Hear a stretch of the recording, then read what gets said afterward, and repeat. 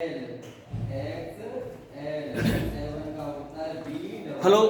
Good morning dear students. मैं Rambabu Verma, Sant Kripal senior secondary school Bharatpur की online classes में आपका हार्दिक अभिनंदन करता हूं। 10th क्लास के अगले लेक्चर में मानव का श्वसन तंत्र पढ़ेंगे। मानव श्वसन तंत्र, इससे पहले डियर स्टूडेंट्स मैंने मानव का पाचन तंत्र कराया था, पाचन ग्रंथियां कराई थी। उसके बाद में अगला जो मनुष्य का जो तंत्र आता है वो मानव का श्वसन तंत्र आता है। मनुष्य के श्वसन तंत्र अर्थात कहने का मतलब होता है कि श्वसन किसे कहा जाता है। मानव के द्वारा श्वसन क्रिया एक ऐसी क्रिया होती है जिसके माध्यम से जीवों में या मनुष्य के अंतर्गत ऑक्सीजन और कार्बन डाइऑक्साइड का आदान प्रदान किया जाता है। ऑक्सीजन और कार्बन डाइऑक्साइड का आदान प्रदान यानी कि जीवों द्वारा O2 व CO2 का विनिमय, O2 व CO2 का विनिमय श्वसन कहलाता है। श्वसन कहलाता है। O2 CO2 का विनिमय अर्थात सीधा सा कहने का मतलब होता है, विनिमय का मतलब होता है आदान प्रदान करना, यानी कि ऑक्सीजन और कार्बन डाइऑक्साइड का आदान प्रदान जीवों के द्वारा ही क्या कहलाता है, श्वसन कहलाता है। मानव के श्वसन तंत्र की जहां तक बात की जाए तो मनुष्य के श्वसन तंत्र में मुख्य रूप से 3 विभाजन होते हैं: ऊपरी श्वसन तंत्र, निचला श्वसन तंत्र और श्वसन मांसपेशियां।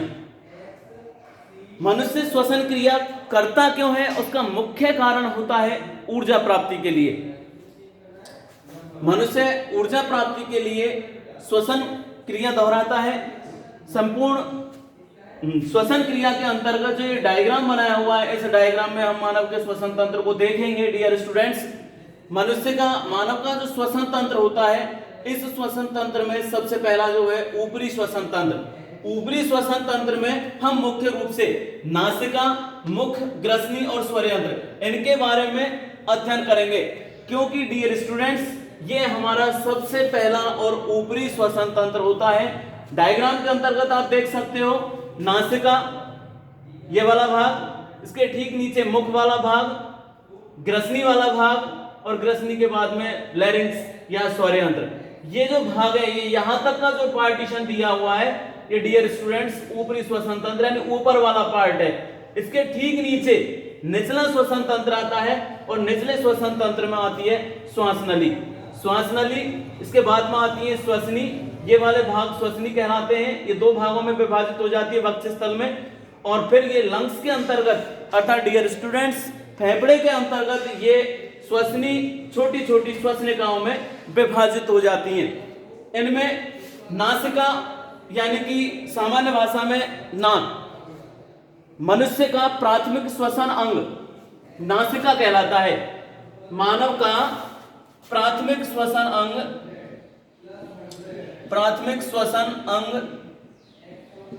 कौन सा होता है, नासिका।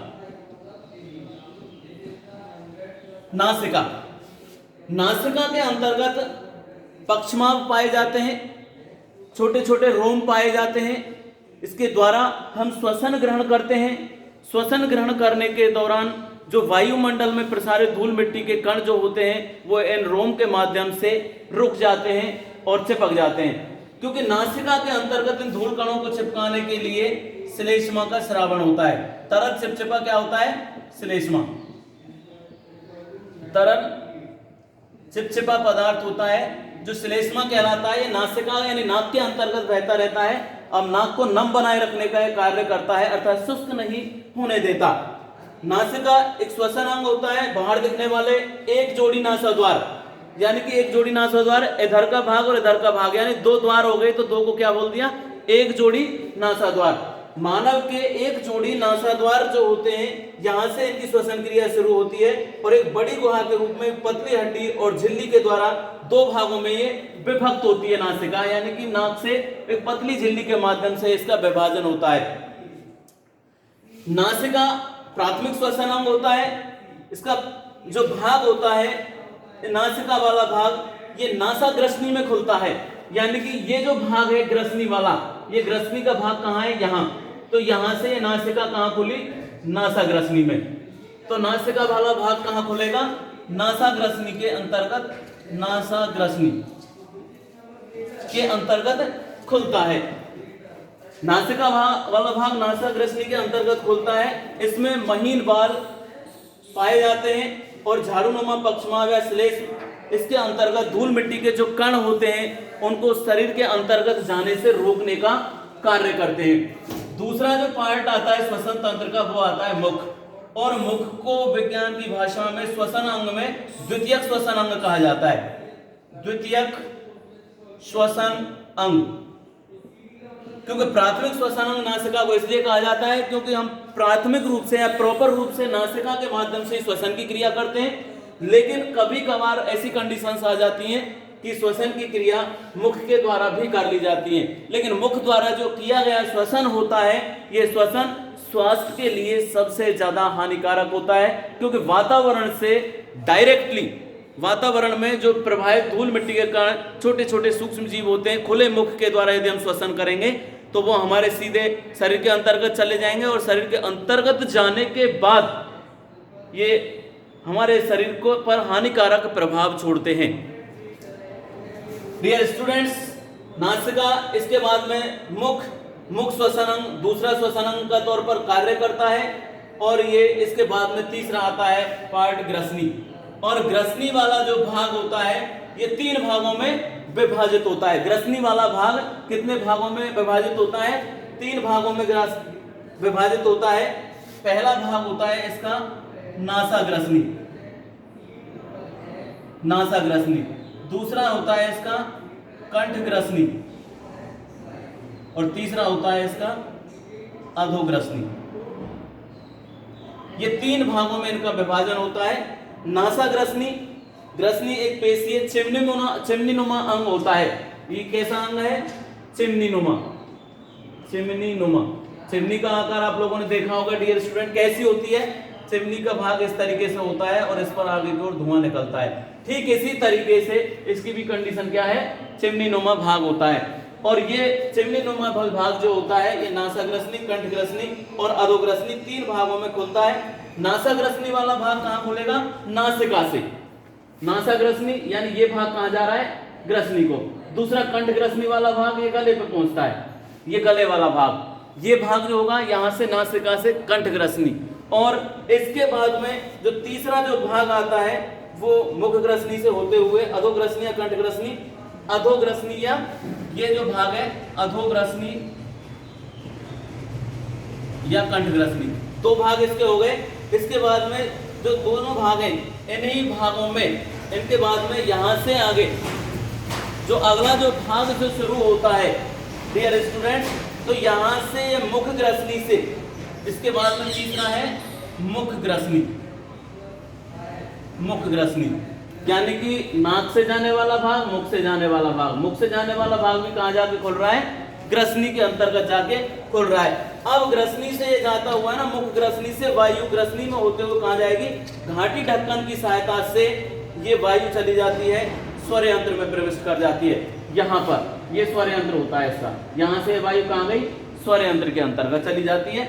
तो डियर स्टूडेंट्स, स्वर यंत्र, चौथा जो अपना ऊपरी श्वसन तंत्र वाला जो भाग है, इस भाग में यदि हम बात करें स्वर यंत्र की, तो स्वर यंत्र एक ऐसा भाग होता है जिसके ऊपर एक कंपन पैदा होता है स्वर यंत्र वाले भाग में, जिसके माध्यम से हम लोग स्वर निकालते हैं, आवाज निकलती है। क्योंकि जैसा इसका नाम है वैसा ही इसका कार्य है डियर स्टूडेंट्स। तो इसके अंतर्गत स्वर यंत्र में स्वर का ये एक तरीके से एक कंठग्रसनी व श्वास नली को जोड़ने वाली एक छोटी सी संरचना होती है। तो स्वर यंत्र किसको जोड़ता है, स्वर यंत्र ये जोड़ता है कंठग्रसनी, स्वर यंत्र किसको जोड़ता है, कंठग्रसनी व श्वास नली को। स्वर यंत्र कंठग्रसनी व श्वास नली को जोड़ने वाला एक अंग होता है। और इस अंग की जो संरचना होती है ये 9 प्रकार की उपास्थियों से मिलकर के बनता है। कितने प्रकार की उपास्थियों से? 9 प्रकार की उपास्थियों से मिलकर के इसकी रचना होती है। डियर स्टूडेंट, ये प्रश्न पूछा जा सकता है कि स्वर यंत्र का निर्माण कितने प्रकार की उपास्थियों से होता है? तो स्वर यंत्र का निर्माण 9 प्रकार की उपास्थियों से मिलकर के होता है। कंठग्रसनी, दूसरा प्रश्न बनता है कि ये कहां पर स्थित होता है स्वर यंत्र? तो कंठग्रसनी और श्वास नली को जोड़ने का ये कार्य करता है। भोजन को निगलने के दौरान एपिग्लॉटिस या स्वर यंत्र, एपिग्लॉटिस स्वर यंत्र के आवरण के तौर पर कार्य करता है तथा भोजन को स्वर यंत्र में जाने से रोकने का भी कार्य करता है। स्वर यंत्र में स्वर रज्जु नामक विशेष रचना पाई जाती है। ये स्वर यंत्र जो होता है इसमें स्वर रज्जु नामक विशेष रचना होती है। स्वर यंत्र में स्वर रज्जु नामक विशेष रचना पाई जाती है। इन रचनाओं के माध्यम से स्वर उत्पन्न होने की प्रक्रिया होती है। इनके बाद में अगला जो श्वसन तंत्र जो शुरू होता है वो होता है हमारा निचला श्वसन तंत्र। मैं फिर एक बार रिपीट कर रहा हूं। ऊपरी श्वसन तंत्र में नासिका आती है। नासिका हमारा प्रथम श्वसन अंग का कार्य करता है। प्रथम श्वसन अंग का कार्य करते हुए इस नासिका के अंतर्गत छोटे छोटे महीन रोम पाए जाते हैं। इन रोमों का कारण, इन रोमों का जो कार्य होता है वो वायुमंडल में प्रसारित होने वाले धूल मिट्टी के कण और छोटे छोटे सूक्ष्म जीवों को रोकने का होता है। उसके अलावा नासिका में श्लेष्मा का स्राव होता है और श्लेष्मा का जो स्राव होता है ये श्लेष्मा तरल पदार्थ होता है। एक तरीके से नासिका के अंतर्गत जो धूल मिट्टी के कणों को चिपका करके बाहर की ओर ही नासिका में रोक देता है, अर्थात हम इनको पक्षमाप कहा जाता है, छोटे छोटे रोम को। तो इनको इनके माध्यम से ये कार्य किया जाता है नासिका के माध्यम से। नासिका प्राथमिक श्वसन अंग का कार्य करता है क्योंकि प्राथमिक रूप से ही श्वसन की जो क्रिया की जाती है वो नाक के माध्यम से, नासिका के माध्यम से की जाती है। दूसरा श्वसन अंग हम लोगों ने पढ़ा है मुख। मुख के अंतर्गत भी यह क्रिया होती है। मुख को द्वितीय श्वसन अंग का रूप दिया जाता है जिसके अंतर्गत ये मुख ग्रसनी में खुलता है। श्वसन क्रिया लेने के बाद में मानव के शरीर में जाती है। तीसरा था हम लोगों ने पढ़ा ग्रसनी, और ग्रसनी मूल रूप से 3 भागों में विभाजित होती है, नासा ग्रसनी, कंठ ग्रसनी और मुख ग्रसनी। नासा ग्रसनी वाला जो भाग होता है वो नासिका से ग्रसनी पर आता है, मुख ग्रसनी वाला भाग भी ग्रसनी पर आता है और कंठ ग्रसनी वाला भाग भी ग्रसनी पर खुलता है। तो यहाँ से इनका जो श्वसन होता है वो स्वर यंत्र के माध्यम से, डियर स्टूडेंट्स, ये हमारे लंग्स के अंतर्गत श्वसनिकाओं में होता हुआ चला जाता है। यहाँ के बाद में अगला है स्वर यंत्र। स्वर यंत्र जो होता है इस पर एक विशेष प्रकार के स्वर रज्जु पाए जाते हैं। कंठ ग्रसनी और श्वास नली के मध्य में ये उपस्थित होता है और ये 9 प्रकार की उपास्थियों से मिलकर के बनता है। दूसरा जो भाग है ये इसका पहला भाग था ऊपरी श्वसन तंत्र, जिसमें हमने 4 पार्टों का अध्ययन किया। दूसरा है निचला श्वसन तंत्र, और निचले श्वसन तंत्र में पहला जो टॉपिक आता है वो है श्वास नली। डियर स्टूडेंट, आप डायग्राम में देख सकते हो श्वास नली ये यहाँ पर स्थित है स्वर यंत्र के ठीक नीचे। तो यहां से ऊपर वाला भाग तो हो गया ऊपरी श्वसन तंत्र। यहां से स्वर यंत्र से ऊपरी वाला भाग कौन कौन से पार्ट आए इसमें? नासिका, मुख, ग्रसनी और स्वर यंत्र, ये 4 भाग इसमें ऊपरी श्वसन तंत्र में पढ़े हमने। अब दूसरा है निचला श्वसन तंत्र। निचले श्वसन तंत्र में हम अध्ययन करेंगे श्वास नली का, फेफड़े, श्वसनी, श्वसनिका का। तो इनका जब हम अध्ययन करेंगे तो इनमें पहला जो शुरुआत होती है, ठीक कहाँ है ये उपस्थित श्वास नली? स्वर यंत्र के ठीक नीचे उपस्थित होती है और इस पर सी आकार के छल्ले पाए जाते हैं। सी आकार के छल्ले, ये सी आकार के छल्ले उपस्थित होते हैं। इनका एक मुख्य कारण होता है, यदि इसमें सी आकार के छल्ले ना हो तो ये श्वास नली क्या हो जाती है? चिपक जाएगी। श्वसन के दौरान जैसे हम श्वास लेंगे फैल जाती है और जैसे ही श्वसन निकालेंगे तो ये चिपक जाएगी, यदि सी आकार के छल्ले ना हो तो। इसलिए इसमें सी आकार के छल्ले आते हैं। इसका जो मूल कार्य होता है ये श्वास नली को चिपकने से रोकने का कार्य करती है। मैं फिर एक बार रिपीट कर रहा हूं डियर स्टूडेंट, श्वास नली के ऊपर सी आकार के छल्ले जो पाए जाते हैं उनका क्या कार्य होता है? तो इनका मुख्य कार्य होता है श्वास नली में श्वसन क्रिया के दौरान श्वास नली को चिपकने से रोकने का कार्य होता है श्वास नली के अंतर्गत। और इसका जो आकार होता है करीबन करीब 5 इंच लंबी नली होती है। ये इसकी जो लंबाई होती है वो समथिंग कितनी होती है? 5 इंच। यानी कि श्वास नली की जो लंबाई है वो कितनी है, 5 इंच, 5 इंच इसकी लंबाई पाई जाती है। और इसका जो निर्माण होता है वो कूट स्तरीय पक्षमाभि, कूट स्तरीय पक्षमाभि, पक्षमाभि, कूट स्तरीय पक्षमाभि स्तंभाकार उपकला, स्तंभाकार उपकला, इसके द्वारा ये ऊतक, ये रचना होती है उपकला ऊतक, इस पर इसके आधार पर पाई जाती है। अब मैं फिर एक बार रिपीट कर रहा हूं, श्वास नली जो होती है इसका सामान्यतः आकार जो होता है वो 5 इंच का होता है, ये स्वरयंत्र के ठीक नीचे पाई जाती है। इसका निर्माण जो होता है वो कूट स्तरीय पक्षमाभि स्तंभाकार उपकला ऊतक के द्वारा होता है। डियर स्टूडेंट, मैं फिर एक बार रिपीट कर रहा हूं, इसका नाम किसके द्वारा ये निर्मित है, तो ये कूट स्तरीय पक्षमाभि स्तंभाकार उपकला ऊतक के द्वारा निर्मित होती है। कूट स्तरीय पक्षमाभि स्तंभाकार उपकला ऊतक के माध्यम से ये निर्मित होती है। इसकी उपास्थि का रूपांतरण होता है, इसमें सी आकार के छल्ले पाए जाते हैं। इसका सामान्यतः जो लंबाई होती है वो 5 इंच के समथिंग होती है, 5 इंच के लगभग होती है। ये सदैव इनका जो छल्ले का जो कार्य होता है सदैव इसको खुला रखने का कार्य करते हैं, चिपकने से रोकती है। जो मैंने अभी बताया कि सी आकार के छल्ले का कार्य क्या होता है, वक्ष गुहा में मुख्य रूप से पहुंचकर श्वास नली दाहिनी और बाहिनी 2 भागों में बढ़ जाती है। और ये श्वास नली कहां चली जाती है, वक्ष गुहा वाला ये भाग चेस्ट वाले हिस्से में जाके 2 भागों में विभाजित हो जाती है। जैसा हम देख सकते हैं यहां से श्वास नली चली है और यहां पे आके 1 भाग और 1 2, ये 2 भागों में विभाजित हो जाती है। इन विभाजित होने वाले भागों को क्या कहा जाता है, श्वसनी कहते हैं, ब्रोंकी कहा जाता है, श्वसनी कहा जाता है। दूसरा जो टॉपिक शुरू हो रहा है इसमें वो आता है श्वसनी का। श्वसनी श्वास नली के अंत में दाईं और बाईं दोनों भागों में विभक्त हो जाती है। प्राथमिक श्वसनी जाकर के फेफड़ों में जाकर द्वितीयक श्वसनी के रूप में विभाजित हो जाती है। तो देखिए ये दोनों जो भाग हैं श्वसनी और श्वसनिका, इनमें हम लोग देखेंगे श्वास नली वक्ष स्थल में जाने के बाद में 2 भागों में विभाजित हो जाती है, पहला भाग और दूसरा भाग। इन दोनों भागों को श्वसनी कहते हैं। ये दोनों भाग क्या कहलाते हैं, श्वसनी कहलाते हैं। ये प्राथमिक श्वसनी जाकर के फेफड़े में जाकर के समाहित हो जाती है और फेफड़ों में जाने के उपरांत ये 2 भागों में विभाजित हो जाती है।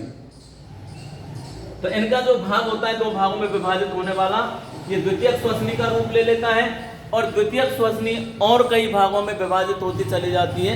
तो इनका जो विभाजन होगा, ये विभाजन होने के बाद में इनको श्वसनिका कहा जाता है। प्रत्येक तृतीयक श्वसनी छोटी छोटी श्वसनिकाओं में विभाजित हो जाती हैं फेफड़ों के अंतर्गत जाके, और ये फेफड़ों के जाने के बाद में इनके अंतिम छोर पर कूपिकाएं पाई जाती हैं।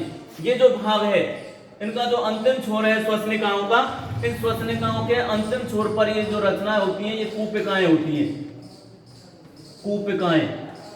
इन कूपिकाओं का जो कार्य होगा, इन कूपिकाओं का कार्य क्या है, जैसे ही हम लोग श्वसन क्रिया के दौरान श्वसन ग्रहण करते हैं तो श्वसन ग्रहण करने के दौरान जैसे ही श्वसन क्रिया अंदर की ओर जाती है तो ये कूपिकाएं सतही धरातल प्रदान करने का कार्य करेंगी और फैल जाती हैं। फैलने के उपरांत वक्षस्थल फैल जाता है और जैसे ही श्वसन क्रिया, जैसे श्वसन बाहर निकलती है तो बाहर निकलने के दौरान ये श्वसन क्रिया के दौरान फिर से सिकुड़ जाती हैं। तो श्वसन क्रिया में ये कूपिकाएं पाई जाती हैं। जो इनका कार्य होता है गैसों का आदान प्रदान करना। कूपिकाओं का कार्य क्या है, यहाँ पे गैसों का आदान प्रदान करना, आदान प्रदान या विनिमय, गैसों का आदान प्रदान किया जाता है। इनके बाद में अगला जो टॉपिक आता है वो है फेफड़े, जिसके अंतर्गत फेफड़े के अंतर्गत ये श्वसनी और श्वसनिका और कूपिकाएं फैली हुई होती हैं। इनका जो अगला पार्ट आता है वो आता है फेफड़े वाला भाग, लंग्स। और मनुष्य के शरीर में लचीले, कोमल और हल्के गुलाबी रंग के फेफड़े पाए जाते हैं। इनका रंग कैसा होता है, गुलाबी,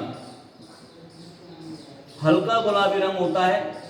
इनकी संख्या कितनी होती है, 1 जोड़ी, 1 जोड़ी फेफड़े पाए जाते हैं। ये वक्ष स्थल में दाएं और बाएं भाग में उपस्थित होते हैं। फेफड़े जो होते हैं ये मानव की असंख्य कूपिकाएं, रक्तवाहिनी, लसिका, लचीले तंतु, झिल्लियों, कोशिकाओं आदि से इनका निर्माण होता है। इनके अलावा फेफड़े जो होते हैं, फेफड़ा दाहिना फेफड़ा बाएं फेफड़े से लंबाई में थोड़ा छोटा होता है। दाहिना फेफड़ा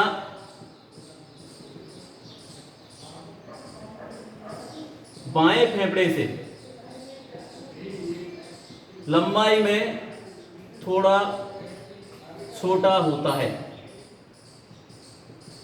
यानी कि दाहिना फेफड़ा बाएं फेफड़े से लंबाई में छोटा होता है। दाहिना भाग यानी इस भाग में, राइट साइड वाला जो फेफड़ा होता है, दाहिना फेफड़ा बाएं फेफड़े से लंबाई में छोटा होता है, यानी बाएं फेफड़े की लंबाई ज्यादा होती है और दाहिना फेफड़े की लंबाई कम होती है। पुरुषों में फेफड़े जो होते हैं अत्यधिक थोड़े से भारी होते हैं स्त्रियों की अपेक्षा। इनमें फेफड़े जो होते हैं ये स्पंजी ऊतकों से बने हुए होते हैं और करीब 30 मिलियन कूपिकाएं इनका निर्माण करती हैं। कूपिका में सल्की उपकला पंक्तियां पाई जाती हैं। इनके बाद में अगला जो एट लास्ट आता है वो आता है मध्यपट या डायफ्राम। श्वसन क्रिया में तीसरा जो भाग है इसका मानव श्वसन तंत्र का वो है मध्यपट या डायफ्राम। और मध्यपट या डायफ्राम जो होता है ये फेफड़ों में गैसों के विनिमय या आदान प्रदान करने की क्रिया को प्रेरित करता है। मुख्य रूप से श्वसन में मध्यपट या डायफ्राम जो होता है ये कंकाल पेशी से बनी हुई पतली चादरनुमा, यानी कि मध्यपट या डायफ्राम ये वाला भाग ये कंकाल पेशी का बना होता है। कंकाल पेशी की चादरनुमा संरचना होती है, चादरनुमा संरचना होती है, चादरनुमा संरचना होती है जो वक्षस्थल की सतह पर पाई जाती है। अपना जो वक्षस्थल होता है यहाँ से डायफ्राम इसके ऊपर की सतह को ये घेरे हुए रखने का कार्य करती है। जैसे हम लोग श्वसन ग्रहण करते हैं तो डायफ्राम एकदम फैल जाता है और जैसे निकाला जाता है तो ये सिकुड़ने की कंडीशन में आ जाता है। फेफड़ों के अंदर इसकी शिथिलता पाई जाती है। इनके अब मुख्य रूप से श्वसन क्रिया में जो हम लोगों ने ऑक्सीजन और कार्बन डाइऑक्साइड का जो विनिमय देखा है, अब प्रश्न ये उठता है कि जीवों के द्वारा जो ऑक्सीजन ग्रहण की गई तो मानव शरीर में कार्बन डाइऑक्साइड कहां से निर्मित होती है। मैं डियर स्टूडेंट एक टॉपिक ये और क्लियर कर देता हूं इसके साथ में अभी कि मनुष्य जब वायुमंडल से ऑक्सीजन ग्रहण करता है तो ऑक्सीजन ग्रहण करने के बाद में ऑक्सीजन हमारे लंग्स के अंतर्गत जाती है और लंग्स में जाने के उपरांत शरीर की विभिन्न कोशिकाओं को पहुंचा देता है। शरीर की विभिन्न कोशिकाओं को ये रुधिर में पहुंचाने का कार्य करेगा। ऑक्सीजन यहाँ पे रुधिर में आ जाती है। अब रुधिर में ऑलरेडी पहले से क्या होता है, ग्लूकोज होता है। रुधिर में ऑलरेडी पहले से ग्लूकोज होता है तो ये जैसे जाएगी इसमें ग्लूकोज के साथ में समाहित होगी। समाहित होने के बाद में इससे एक तो ऊर्जा निकलती है, उसके बाद में इससे CO2 का क्या होता है, निष्कासन होता है। अब ऊर्जा का तो जीवों के द्वारा क्या कर लिया जाता है, कार्य काम में ले ली जाती है। ऊर्जा जीवों के माध्यम से काम में ले ली जाती है, अर्थात ऊर्जा हम विभिन्न प्रकार के कार्य करते हैं। तो सीधा सा यहाँ पे प्रश्न उठता है कि हम लोग श्वसन क्रिया हमको आवश्यकता क्यों है। तो जीवों को श्वसन के दौरान ऊर्जा की भी प्राप्ति होती है। हमारे शरीर के अंतर्गत रुधिर में ऑक्सीजन हम लोगों ने ग्रहण की, ये ऑक्सीजन पूरे श्वसन तंत्र में जाने के उपरांत लंग से हमारे रुधिर के अंतर्गत प्रवाहित होती है। रुधिर से विभिन्न अंगों में ऑक्सीजन का विनिमय होता है, आदान प्रदान होता है। फिर ये जो रुधिर में उपस्थित जो ग्लूकोज होता है उस ग्लूकोज को तोड़ के उससे ऊर्जा और कार्बन डाइऑक्साइड मुक्त करती है। ऊर्जा का जीवों द्वारा उपयोग कर लिया जाता है और कार्बन डाइऑक्साइड का, इसके अलावा कार्बन डाइऑक्साइड जो होती है यह अपशिष्ट उत्सर्जी के रूप में मनुष्य के द्वारा निष्कासित कर दी जाती है। तो डियर स्टूडेंट्स ये पूरा मानव का श्वसन तंत्र हमने यहाँ पर पढ़ा है। इसके बाद में इसी से संबंधित एक और छोटा सा टॉपिक रह जाता है और वो है मानव के अंतर्गत श्वसन क्रिया विज्ञान। मनुष्य में श्वसन क्रिया विज्ञान क्या होता है कि एक ऐसी गैस की प्रक्रिया जिसमें जीवों के द्वारा श्वसन प्रक्रिया जो होती है वो दो तरीके से होती है, एक बाह्य रूप से एक्सटर्नल और दूसरा आंतरिक रूप से इंटरनल। इंटरनल रेस्पिरेशन सिस्टम और एक्सटर्नल रेस्पिरेशन सिस्टम, यानी कि बाह्य श्वसन प्रक्रिया क्या है, प्रोसेस क्या है और आंतरिक श्वसन प्रक्रिया क्या है। तो जीवों के द्वारा वायुमंडल से ऑक्सीजन ग्रहण करने की जो प्रक्रिया होती है वह आंतरिक श्वसन कहलाता है, आंतरिक श्वसन की प्रक्रिया में आता है। और जीवों के द्वारा गैसों को यदि हम लोगों ने काम में लिया और लेने के उपरांत शरीर के द्वारा निष्कासित कर दिया अपशिष्ट के तौर पर तो वो बाह्य श्वसन कहलाता है।